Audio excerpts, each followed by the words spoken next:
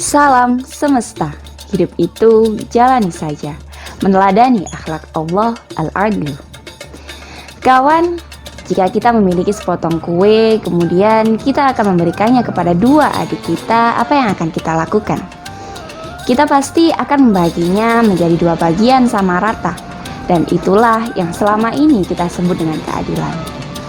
Tetapi yang dimaksud dengan keadilan oleh Al-Adlu adalah menempatkan segala sesuatu sesuai dengan tempatnya, memberikan sesuatu sesuai dengan apa yang menjadi haknya.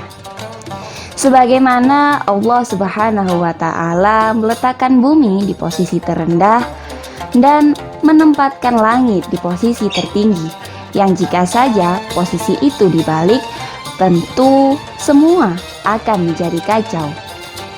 Renungi pula diri kita, bagaimana Allah meletakkan setiap anggota tubuh kita sesuai dengan tempat dan perannya masing-masing.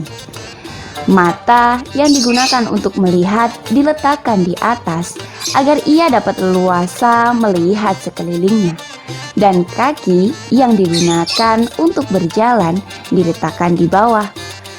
Bayangkan saja jika Allah tidak menempatkannya secara beraturan, tentu kita akan tampak buruk dan anggota tubuh kita tidak akan dapat berfungsi dengan baik. Kenapa kita harus merenungi hal tersebut?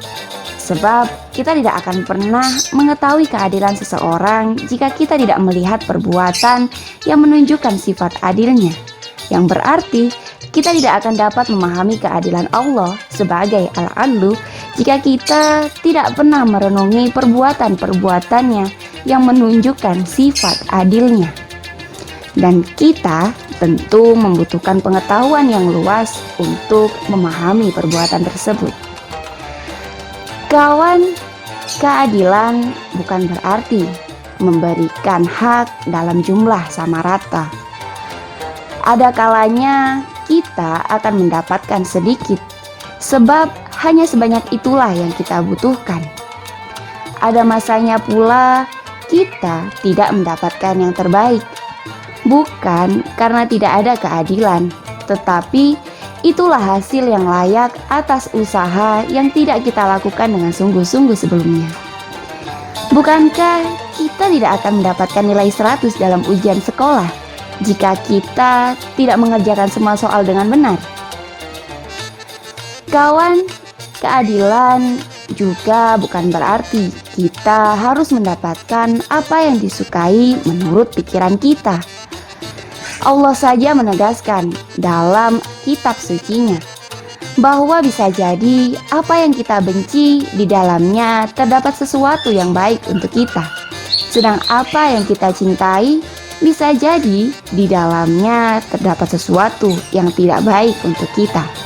Allah jauh lebih mengetahui dibanding diri kita. Bukankah kita tidak suka rasa pahit dari obat, padahal obat tersebutlah yang akan menyembuhkan kita? Kawan, menerapkan keadilan bukan hanya untuk apa yang ada di luar dan tampak dari diri kita, melainkan kita juga harus menerapkan keadilan pada apa yang ada di dalam dan tersembunyi dari diri kita. Bukan dengan mengikuti segala keinginan kita, melainkan memenangkan akal kita dibanding rasa tersinggung kita ketika kita sedang marah. Mengutamakan kebutuhan dibanding keinginan kita yang begitu banyak, juga meletakkan agama di atas segala-galanya dibanding mengikuti hawa nafsu kita yang cenderung membawa kita kepada keburukan. Dan jika kita sudah berhasil melakukan hal tersebut, barulah kita dapat menempatkan segala sesuatu dengan baik dan benar.